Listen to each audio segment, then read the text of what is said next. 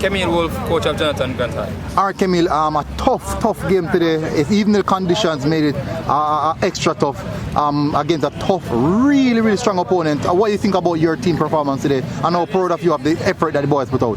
Well, today, as you said, it was a tough game, and we knew it would have been a tough game. Hence, the boys turned out and they gave their best showing today, I think, in the game.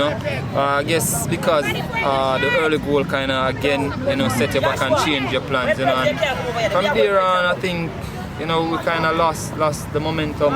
Where Georges picked up the momentum and they got the better of us in the first half.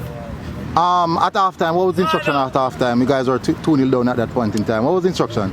Well, as a coach, you want to try and get back a goal as early as possible, and then try to get back in the groove of our game. That was the mindset, and it didn't work out as we should today. We tried to press Georges a little bit high, in order to get the early goal, but it didn't work out today as we wanted to. Would you say anything today that you take away from this game that you guys can work on, fix on going on to the next game, the next leg?